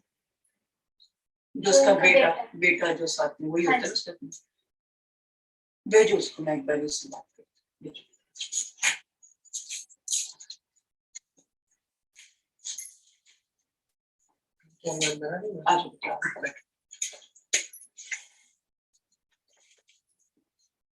मेरा नाम है ना आपका, आप उनके बेटे हैं जी। क्या हुआ इधर? जी मैम डिस्चार्ज कर दीजिए। कहाँ ले जाना चाहती है? जी मैम किसी दूसरे हॉस्पिटल में जाने जो अपने घर के पास में होगा, वहां से आने में बहुत दूर पड़ता है, और जो पैसा है उतना है नहीं मैम, आने जाने में खर्चा बहुत हो जाता है। देखो बेटा, अगर आप कहोगे छुट्टी कर दो, मैं कर दूंगी, मुझे कोई दिक्कत नहीं। तो मैं आपको ये बताना चाहती हूँ कि इस वक्त उनकी हालत जो है वो लेके जाने वाली नहीं है। क्योंकि एक तो जैसे यहाँ से अगर आप लेके जाओगे तो रास्ते में एम्बुलेंस को लेके जाओगे तो कैसे होगा कुछ नहीं कह सकते, क्या सिचुएशन होगी कुछ नहीं कह सकते। मतलब हालत इतनी अच्छी नहीं है, ठीक है। थोड़ी भी ठीक होती तो मैं कहती चलो लेके जाओ, कोई बात नहीं। तो एक तो सबसे बड़ी बात ये है। दूसरा ये देखो बेटा, जैसे पिछले हफ्ते से हम लोग इलाज कर रहे हैं तो हमें काफी हद तक उनके बारे में पता है क्या उनकी कंडीशन है। अब नए हॉस्पिटल जाओगे, नए सिरे से वो इलाज करेंगे, मैं बेशक तुम्हें पर्ची बना के दूंगी, उनका सारा डिस्चार्ज लिख के दूंगी, जो जो ट्रीटमेंट करनी। तो फिर भी एक होता है, एक डॉक्टर जो ट्रीट कर रहे होते हैं उनको पता होता है कि इस वक्त इनकी किस दवाई से इनको फायदा हो रहा है, क्या इनको नहीं सूट कर रहा। नई जगह जाओगे तो फिर वो नए तरीके से सारा हैंडल करेंगे। तो देखो एडवाइजेबल तो नहीं होता बार बार डॉक्टर चेंज करना। और मुझे ऐसा भी लग रहा है कि पिछले 2-3 दिनों में थोड़ी, अगर आपने नोट करा तो उनकी कंडीशन में इम्प्रूवमेंट भी हुई है ना। इम्प्रूवमेंट तो हुई, बट वही पैसे वाली प्रॉब्लम आ जाती है। पैसे देखो बच्चे, ये तो मैं मानती हूँ कि प्राइवेट में तो खर्चा आता है, अगर जहाँ भी लेके जाओगे वहां भी खर्चा तो आएगा ही आएगा, ऐसा तो है नहीं कोई फ्री में हो जाएगा। अच्छा, सरकारी में अगर जाओगे तो वहां पे आपको पता है वहां पे इतना पेशेंट होता है कि आपके पेशेंट को बेड मिलेगा नहीं मिलेगा कुछ गारंटी नहीं है ना। देखो मेरे से पूछोगे अगर तो 2-3 दिन की बात और है, जहाँ इतना सह लिया ये भी आप कर लो। बहुत मुश्किल है, लेके जाना चाहते हो फिर तो बेटा मैं जिद तो नहीं कर सकती तुम्हारे साथ, तुम्हारा पेशेंट है, तुम्हारी फादर है, तुम्हें डिसाइड करना है कि क्या करना है, जो भी करना चाहो तुम कर सकते हो। मैं कहूंगी ये कि घर पे एक बारी सलाह कर लो, अपनी बाकी जो लोग हैं उनसे बैठ के सलाह कर लो, क्योंकि मेरा कहना ये कि सिर्फ 2-3 दिन की बात और है, जहाँ हफ्ता निकल गया तो 2-3 दिन की बात है। फिर भी कहोगे तो मैं कर दूंगी छुट्टी, मुझे कोई दिक्कत नहीं, मैं पर्ची बना दूंगी, पता कर लो जहाँ बेड है, क्या खर्चा कम आता है, फिर आने ले जाओ। जी हाँ, वैसे आपने तो सही कहा, वैसे एक बार जाके घर में मैं डिस्कस कर लेता हूँ मैम, और पता करता हूँ कि 2-3 दिन की और बात है, और इम्प्रूवमेंट भी अच्छा हो रहा है उनका, तो शायद हो सकता है कि खर्चा थोड़ा एडजस्ट कर लेंगे तो हो सकता है सही हो। देखो बेटा हॉस्पिटल में खर्चा तो होता ही है, ये तो है नहीं कि फ्री कहीं काम होगा। वहाँ सरकारी में जाओगे तो वहाँ टाइम ज्यादा लगेगा या बेड नहीं मिलेगा, प्राइवेट में जाओगे तो 19-20 का फर्क आएगा, ऐसा नहीं क्योंकि जमीन आसमान का। फिर भी आप सलाह कर लो, मुझे बता दें, ठीक है? Thank you. अच्छा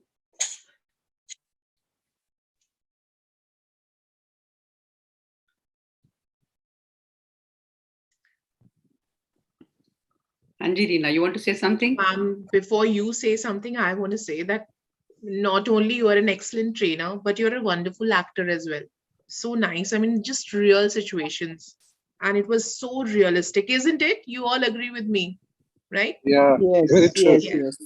And ma'am, one more thing. These videos which you showed, are they like your copyright, or can they be shared with us for our training programs? Because we can't act like that and create such situation and such expression. So please, Yeah. ma'am, if it can be shared, it's wonderful. All I will. four. Yes. I'll share all 4 of them. Thank you. Sure. But, They were actually but prepared for an online program, which is still in the pipeline, but I'll share with you. Yes, Dr. Pai, you wanted to say something. but Reena, you are a very aggressive patient. You acted very well in that. Sir, it's an everyday job, you know. Yeah. Day before, previous day also. I had Better this than the video which madam showed. Bystander was very subdued. You know, you were so aggressive. You know. Now you can't say this. I asked her to Yeah. be as aggressive as possible with me. Really bashed both of us. I know. Yeah. So these 4 videos were shown to help you understand 4 different ways of handling a situation. If you remember the first one, right the moment my staff came and told me the patient wants to let them go to hell. That was my stand. That is passive communication. So your first scores, now take out your communication scores. Your first scores are your passive communication scores. When you just give up easily, okay, I don't want to get into it, go to hell. लांबा जाना है, जाओ, अभी जाओ, हाथों हाथ जाओ, है ना? So that's very commonly we get to see. Second is we are very unhappy, annoyed, but we don't want to get into an argument with the person. But internally we are holding that. That is passive aggressive communication style. So if you saw my second video, I talked to my staff in a bad manner. I was bad mouthed, but did not talk to the patient because I didn't want to get into any discussion or argument with him. I said, let them go to hell. But I was bad mouthed. I was talking ill in his absence. That is passive aggressive. The third was I became outright aggressive with the patient party. I showed him left and right. I said, take if you want to take, you are responsible for the consequences. Don't come back here. You are going to spoil my name. You are going to you are going to defame me. So all whatever I could say, I used all those things to create aggression with him. So that's aggressive communication. The fourth, I think you have all seen, is assertive communication. So all 3 communication styles are not a very good idea of handling any conflict situation, or rather any situation. And we all have a set approach. So in the chat box, if you could write your scores with comma in between, First is your passive communication, second is passive aggressive, third is aggressive, and fourth is your assertive communication. Quickly write in the chat box your all 4 scores. Okay, 10, 10, 12, 20. Okay, Pooja, great, wonderful. Next, 12, 8, 12, 19. Okay, very good. 8, 6, 10, 20. Okay. 10, 11, 12, 19. Okay. Very good. So you can see most of you, rather all of you, have highest score as assertive communication. So that's a good news. Dr. Anoop, 15, 12, 15, 18. Okay. Sharmishta, 12, 10, 12, 19. Okay. Anybody who is left? Dr. Pinky, Dr. Pai. Madam, I don't have that numbers with me. Okay. So I would seriously ask you to. I would seriously ask you to take that questionnaire that is there. I think in the group I put. Take that questionnaire, note down those scores, and you will get to know. Now let me share you with all of you an interesting finding of this test. Your highest score is your primary way of handling a difficult situation. But the second highest scores is your backup plan. Usually, assertion does not work in all 100% of the situations. You start with assertion. So I can see for all of you, you start with assertion. So being in healthcare, we learn it automatically. We know we have to do public dealing, so we would normally start with assertion. But if I take, for example, Dr. Anoop's case, Dr. Anoop, pardon me, I'm taking your case, but just for everybody's learning. So if you see Dr. Anoop's score, it is 15, 12, 15, 18. So his primary style is assertion. But in case if assertion fails, Dr. Pai, can you mute your device? And Dr. Sharmishta, please, could you, in case if it is, could you mute your device? Yeah. But in case if assertion will fail in his case, he's likely to use two. One is either he will become passive, withdraw from this situation, or he can become aggressive. Now you may ask me, how come these two are poles apart styles? So how can you say a person can choose either of the two, depending upon the situation? If I am in a position where I hold hierarchical position and I'm dealing with the person who is lesser in hierarchy, I'm more likely to use aggressive situation. But if I'm dealing with the person with whom I think I will not be able to fight for long, and I think there's no point getting into an argument, for example, with your boss, with your senior, with the employer, with aggressive person, you're likely to go for passive, withdraw from the situation. So for all others also, if you see, if your primary is assertion, you have couple of others as backup plan. Like Sharmishta, in your case, again, you are likely to move either to passive or to aggressive. And or if I go for Dr. Saifuddin, so his highest score is assertive, 19, but 10, 11, 12, they're quite close. So he can use any one of them depending upon the situation, depending upon the need of the hour, depending upon what he's thinking or feeling. So this is how we pick one style and we use it in different situations. So if you're mindful of your way of handling a situation, then you are more likely to stay in assertive communication style for longer. And in case if that's not working, maybe you will take a break, you will say pause, you will even say, I think I'm not able to handle, let somebody else handle it, rather than aggravating the situation. Is it making sense? Any questions about this till whatever we have discussed?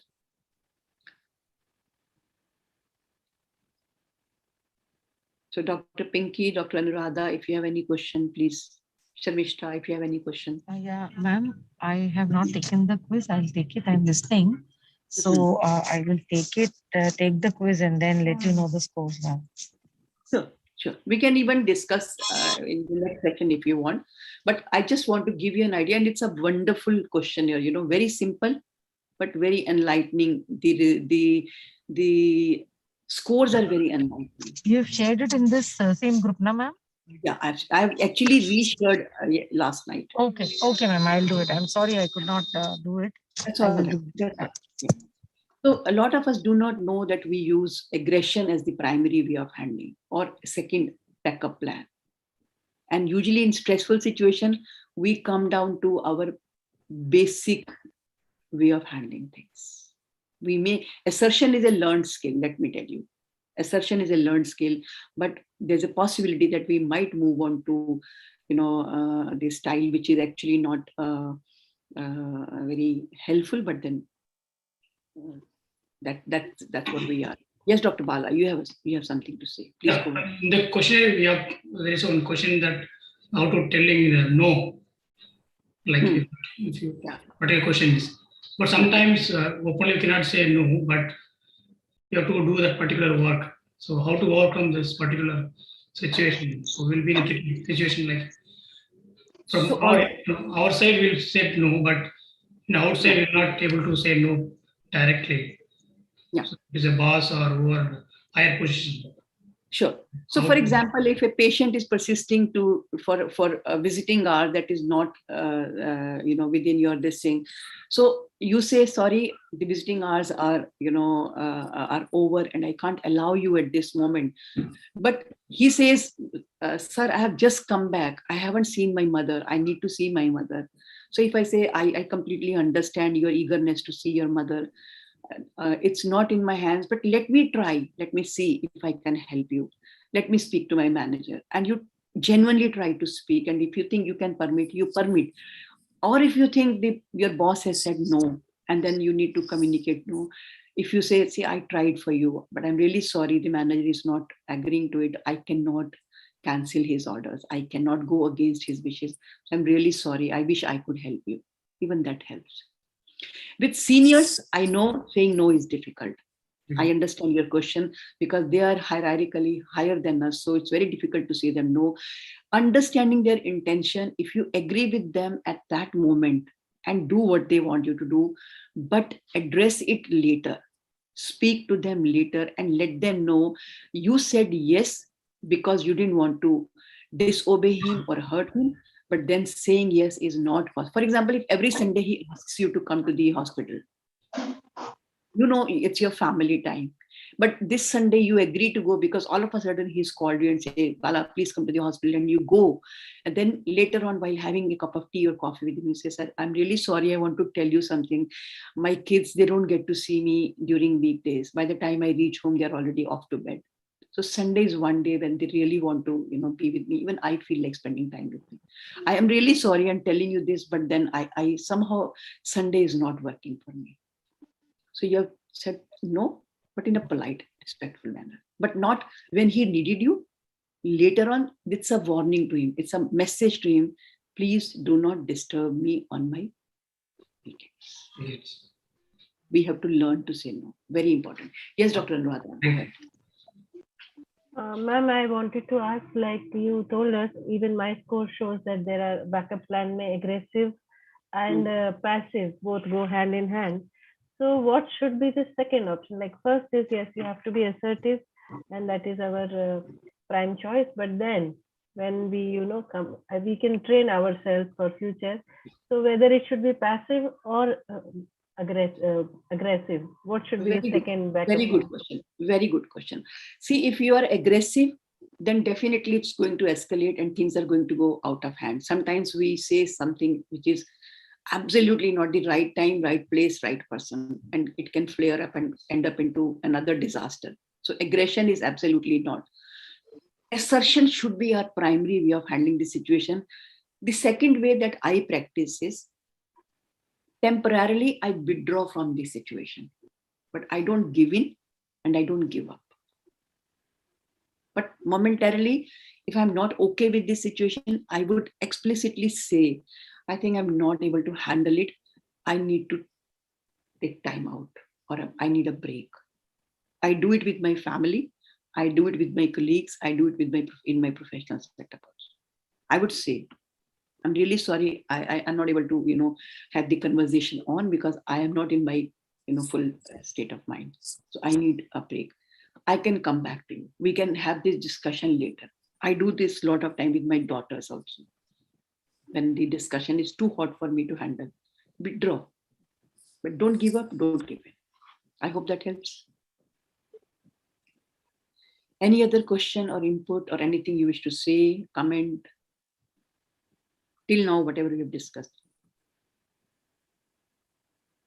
Because after this, we are going to move on to two pedagogies that Reena and Dr. Bala has to present. Should we move?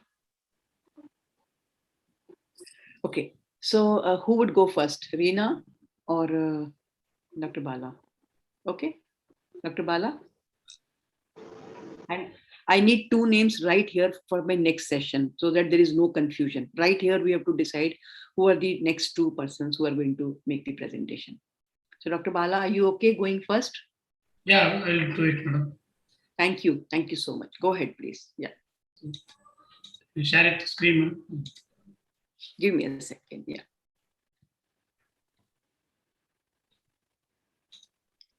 Yes, I've given you the rights. You can share your screen now.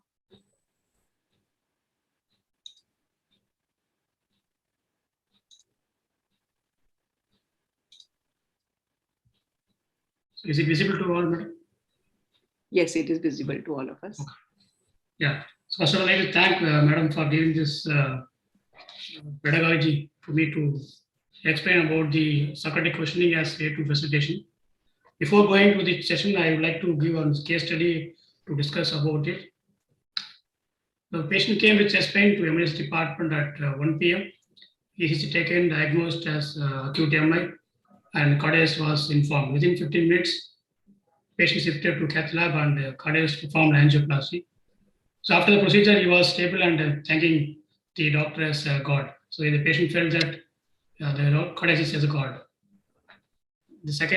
On second day, cardiologist reviewed the patient and the patient asked some basic questions to doctor, but he left without answering the questions to attend the another emergency in the emergency department. So patient felt that he is not a God and he is a normal human being.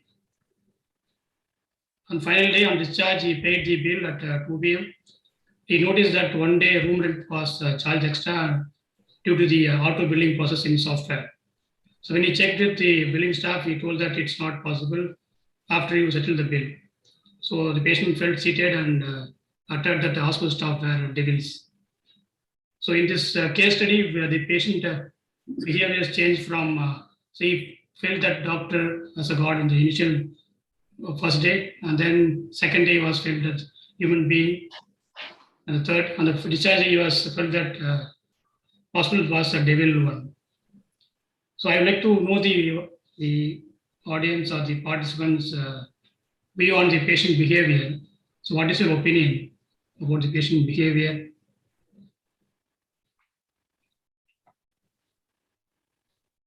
So the patient is a human being who keeps on changing his behavior based on the situation, isn't it? So it's very normal. We all think like that. Somebody does very good, he's God.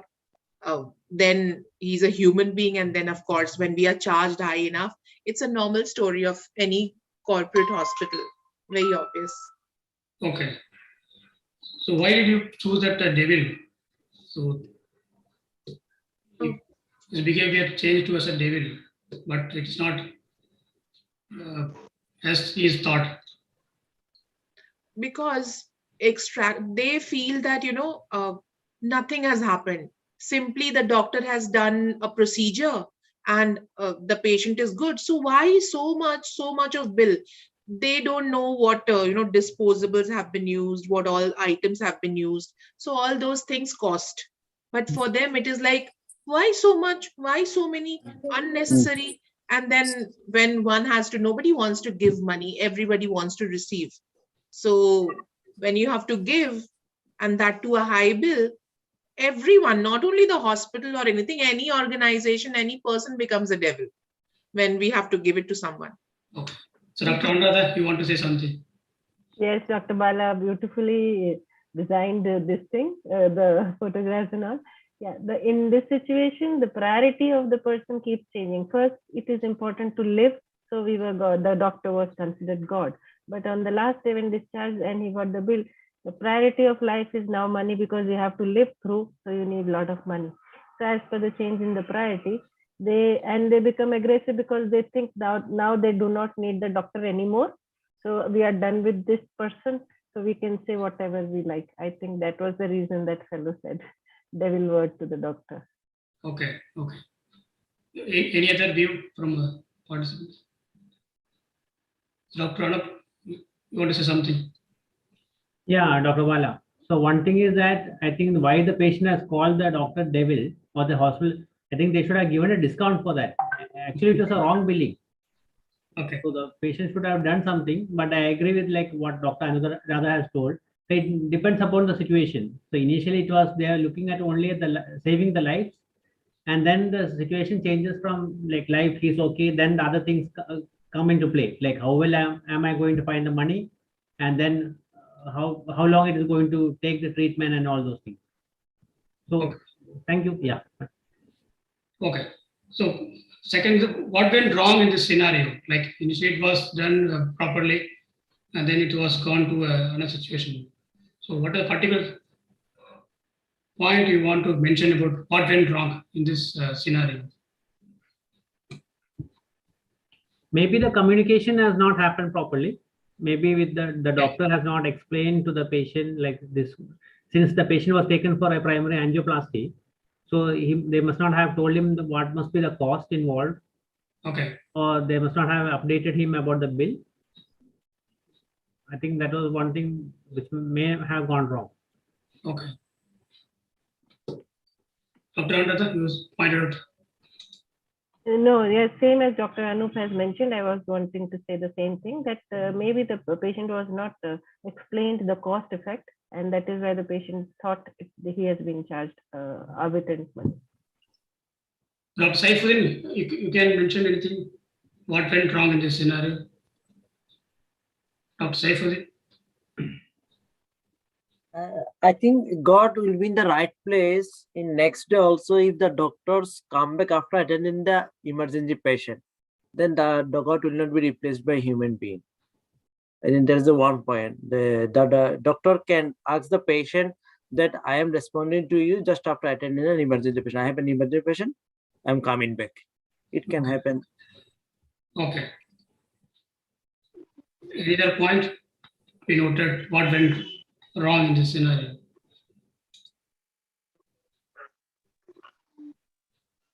Dr. Pooja?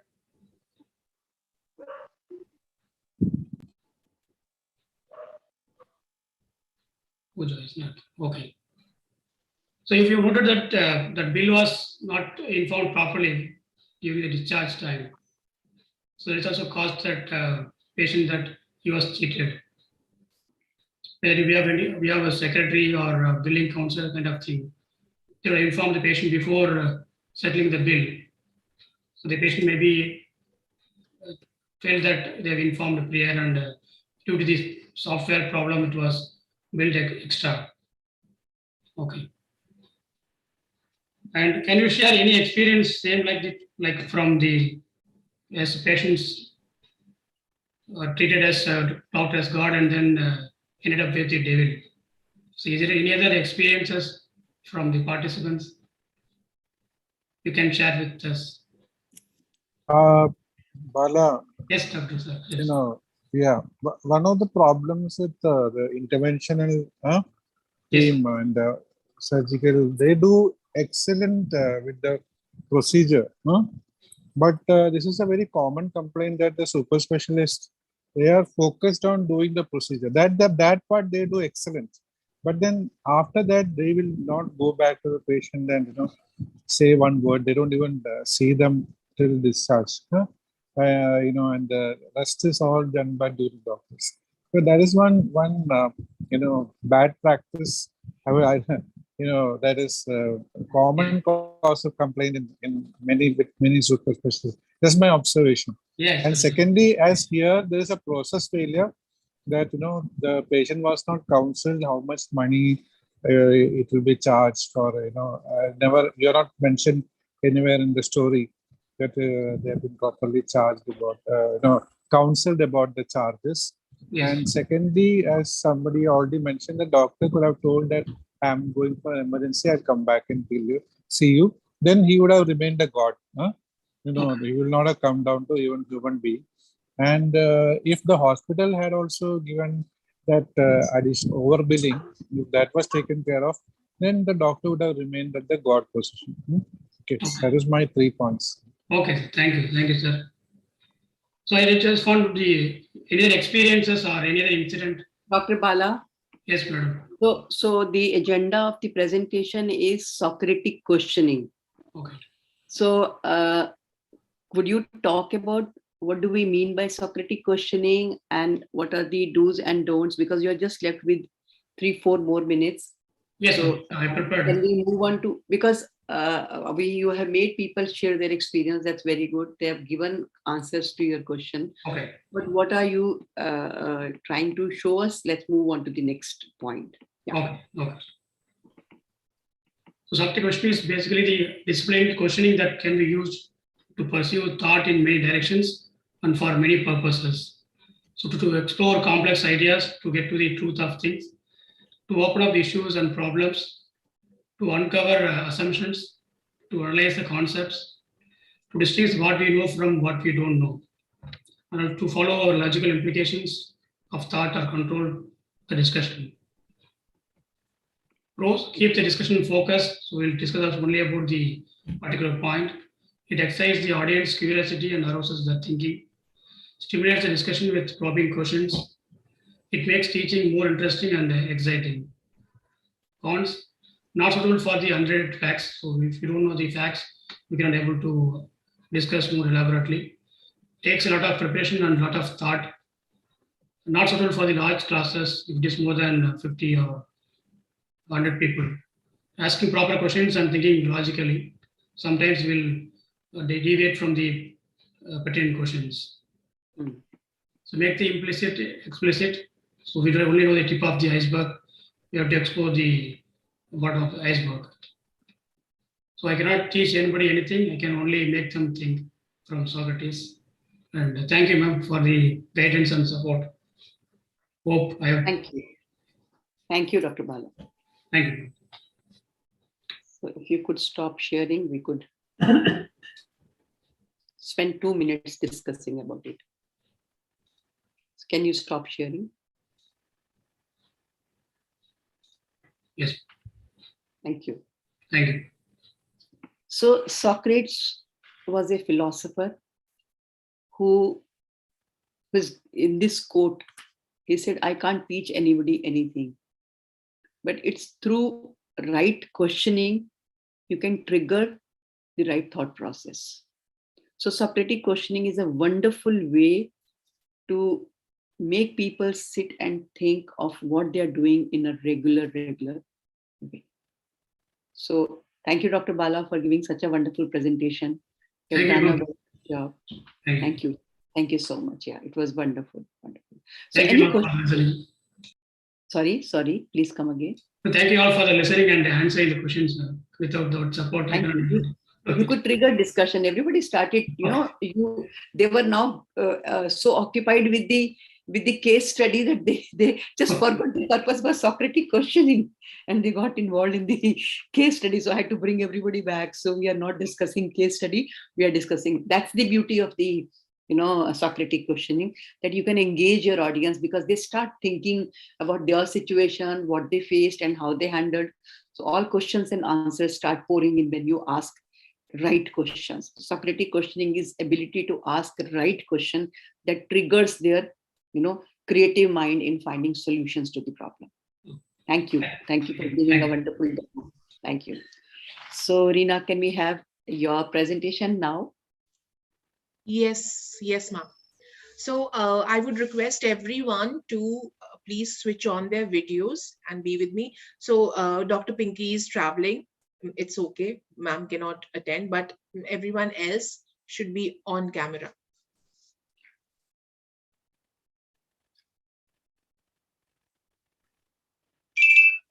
Thank you. Sister Sharmi? Yes, okay. Right. So before we start, let's start with a small activity. So I will give you instructions. You have to do as I say. Okay. So may I have the pleasure? Everybody should obey me. Okay. So, all right. Touch your head. Touch your nose. Touch your eyes. Touch your cheeks. Touch your chin. Touch your head. Touch your eyes. Stop. Statue. Stop. So, yeah, everybody in that same position, but I mean, everybody changed. Come on. So, relax. The game is over. Yes. So, this was a small energizer when the whole class is sleeping and you have to wake them up. So, what happens is, I said, touch your eyes, and I did like this. Few people followed me. Few people did it correct. So this is the, just like you have to listen and follow what is being done. But people, they imitate the trainer and they do as the trainer does, and that's the trap, right? So today's session is about icebreakers and energizers. I've always been very fascinated about icebreakers and energizers because they always amuse me. I want to put lots and lots of them in the session, the ones related with the topic. And today we are going to discuss about the importance, the use of icebreakers and energizers. So I'll start the screen share.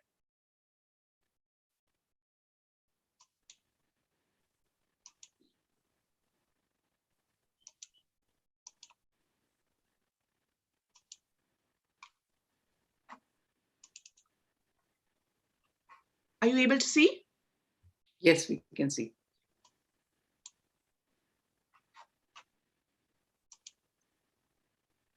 Okay.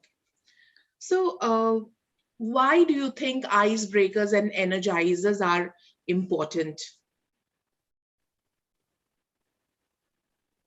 Is it required? Yeah, why?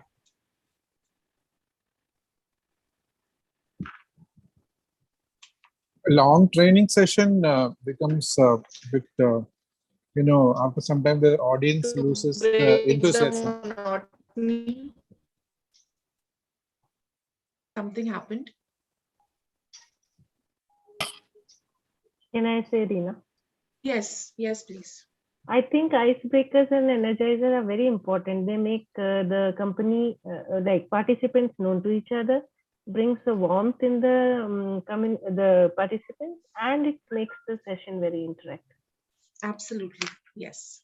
So the definition of icebreaker is their activities of usually 15 minutes, not more than that, and used to interact, make the group free, become very free and interactive with each other. And energizer is a brief activity that is intended to increase the energy in the group by engaging the members in any kind of a physical activity. All right. And the way we did right now, we did an exercise. So there are many others which can be done. Had it been a physical session, not an online one, we could have made the participants walk around, and then many other activities are there as energizers where people, they are full of energy once again. Maybe if you're attending doing any session, if you're taking any training session which is post lunch, people tend to feel sleepy. So that time energizers are very important. So these are quick bursts of activities to re-energize tired or disengaged participants.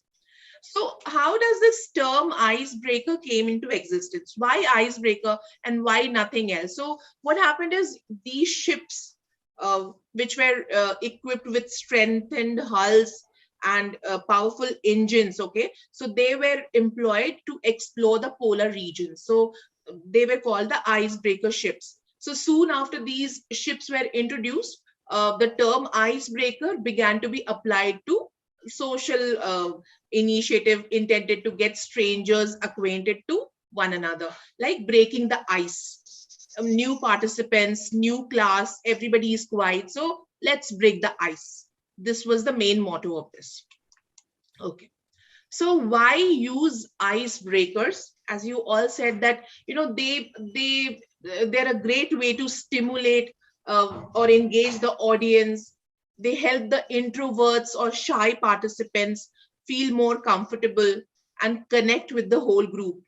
It warms up audience the way we did the exercise. Now we all are warmed up, we are attentive. It creates interest. All right. So for example, if you are taking a session on communication involving body language and all, right, let's do a quick activity over here. What you can do is, okay, everybody video on once again. Okay, so your hands like this. Okay, hands like this. Then one hand, finger like this. All right. Now slowly and slowly you have to touch your chin.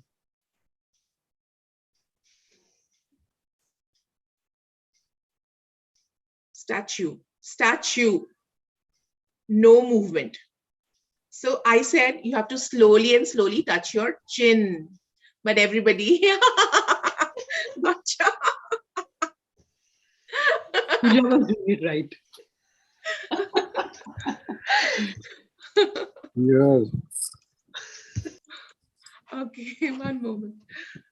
So we all learned about the 55-38 rule, right? The Mehrabian rule, which we call.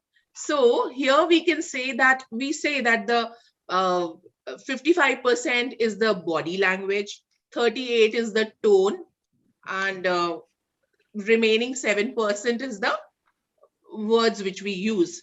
So you can prove to the audience that, see, I said chin, you did not hear chin, you touched your cheek, you followed my body language. So hence it is proved. So this is again everybody, oh yeah, yes, this is the usual reaction. All right. So very good. So, I think good example. I appreciate really. I use it in my future programs. Yes, just the way I used your Chinese whisper. Yes, that's the beauty of learning together. Another thing, just watch the screen very carefully. Mm-hmm.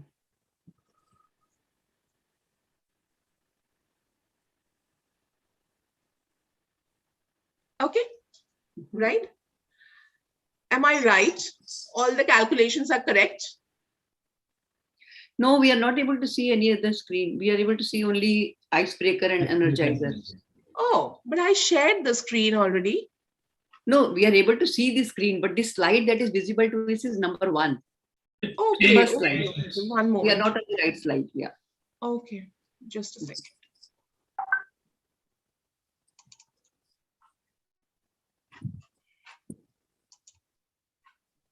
There is one more trick for us. Finding the right slide. Are you able to see now? Nothing. Yes, they're able to see do's. Yeah. Okay, now okay, is it visible? Okay. Yes. Yeah, now calculation. Right. Okay. So now tell me that is it all correct? I have done it correct? No, not all are correct. Some of them are not correct. Yeah. Which one is not correct? How many are wrong? I think second last is not correct. Yeah, second last one is not correct. Okay, second last is not correct, right? So 7 plus 6 is not 12. Okay. So this shows our attitude towards people. All right. I have done almost 1, 2, 3, 4, 5, 6 sums correctly, and I did one wrong. Nobody appreciated me that, Reena, you've done 6 sums correctly. It's just one is wrong. But people see the wrong things first. All right. So this is the attitude everyone has. Yeah? So in your sessions on attitude, you can always include a game like this that, see, this is the attitude what we generally have, and we need to change it. We need to see the positive aspects first and not the negative ones. Okay. So some do's for the icebreaker. So always try to match the right game. For example, as I told you, in case of attitude session, you can do this. In case of body language session, you can do that. particular game. All right.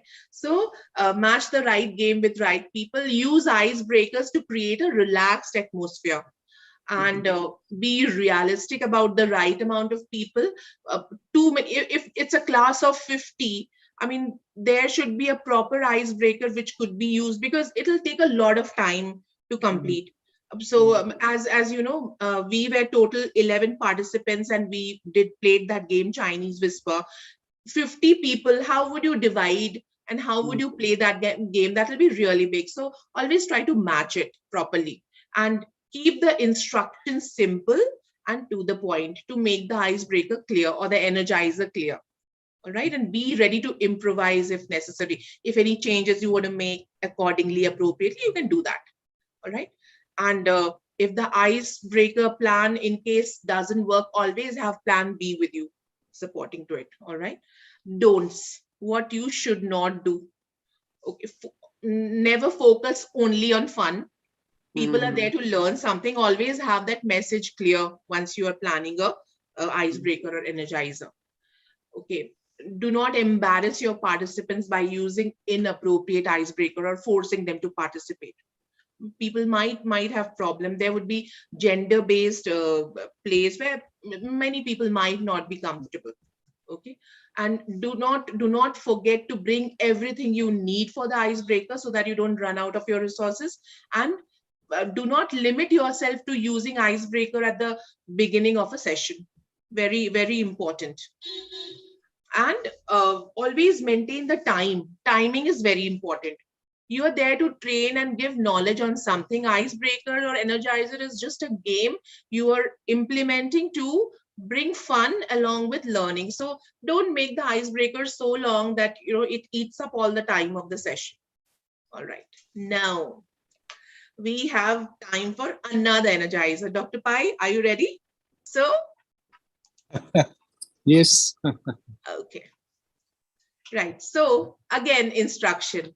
So when I say A, you all say A. When I say B, you all say B. And when I say C, you all clap. Ready? Yes. All right, let's start. A. A. B. B. Everyone clap. A. Stop. B. Very good. Very good. Madam. It's very good. You all listen very carefully and stop here. Generally, people clap, so they all follow. I didn't say C, so you shouldn't have clapped. Okay, very good, very good. So active listening. So yeah, that was the whole session all about icebreakers and energizers. I hope you liked it. And I'm really privileged to present in front of big experts. Thank you. Thank you, Reena. Thank you. Thank you. What a wonderful way of introducing us to the concept of using icebreakers and energizers. They're really, really required, very much required. And at times when you see the energy going down and you want this audience to hold on for another half an hour, use one or two energizer. They will help you in catching the energy. Wonderful. Thank you so much for a wonderful presentation and also finishing on time. I think that's very good. Yes. I think this is one thing we all have to learn, to finish the program on time, because if you're taking it beyond that, then you are just holding them physically, but mentally they're out of their zone. So with this, we come to the end of this session. That session we had on how do you handle aggressive, uncooperative patient party, and what is the right way of, using the best communication style in this situation.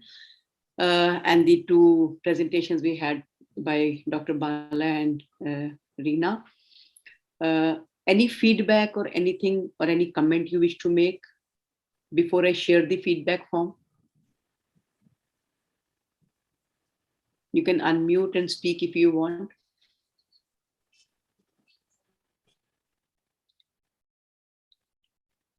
Okay, so I'm sharing the feedback form with all of you to kindly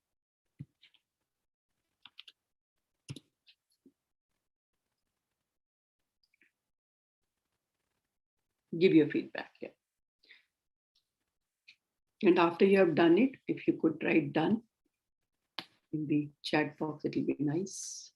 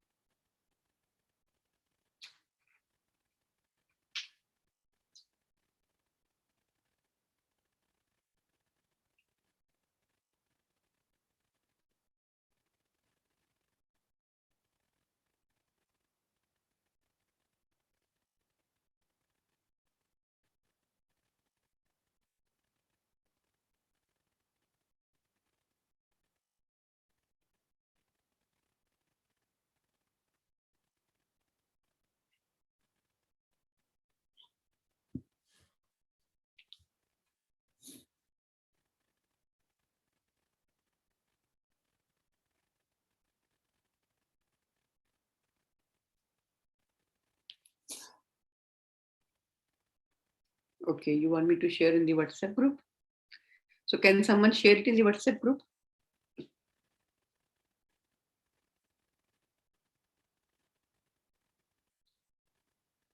Dr. Bala, are you having any challenge in doing it?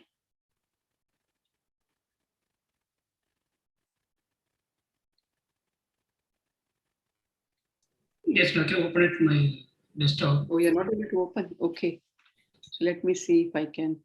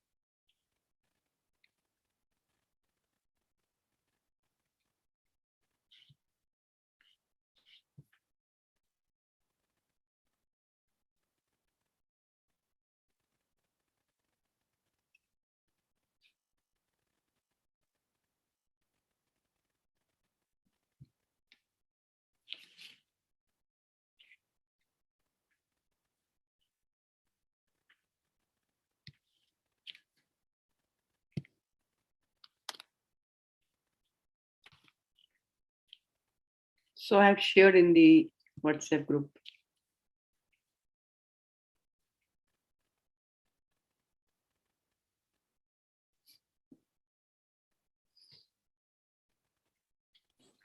So who all are going to present in the next session?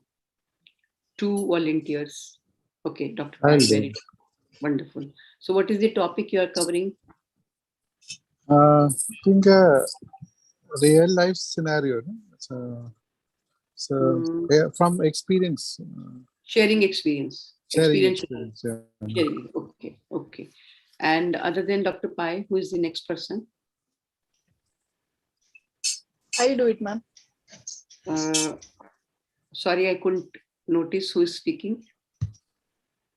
I'll do it, ma'am. Pooja. Okay, done. Done. So in one of the session, we will require 3 people to present because we are left with just 3 sessions, and I think 7 people are still left to present, if I'm not wrong.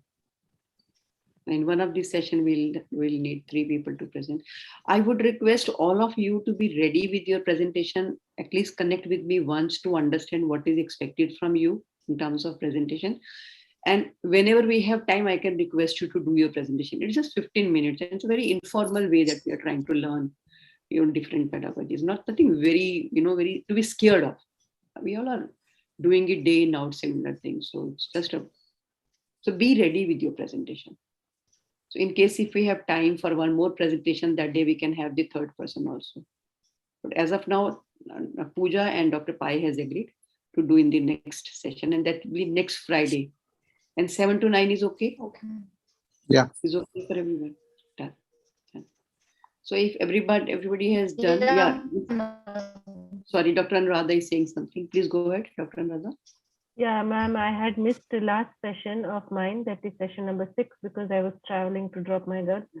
So can I talk to you personally on WhatsApp if I don't understand? I've gone through the video, Sure. but okay. Thank you so much. No problem. You can, after you have watched the video, you can call me. Give me a message, and if I'm free, I'll immediately take your call. Rather, I'll call you back. That's not a problem. Thank you, ma'am. Sure. Anything else? Somebody was saying something, I think, besides Dr. Anuradha. Are we going to on Friday, madam, or changing the date? Sorry? Fixing the training on Friday or changing the date, madam? As of now, it is Friday. I just checked with Dr. Leah in case if she's working, because she said she has to travel 1 hour and that's why she's not able to log in through her laptop. Okay. In case if she requests for some other day, then I'll just put in the group, and if everybody agrees, we'll change the day. Otherwise, as of now, it is Friday. Okay. Thank you. Thank you, everyone, for being Thank a you, wonderful. madam. Yeah. Thank you. Yeah. Thank Thank you. you. Thank you. Thank you. Thank you, ma'am. Thank you, everybody. Bye-bye. Okay, ma'am. Bye-bye. Thank you so much, ma'am.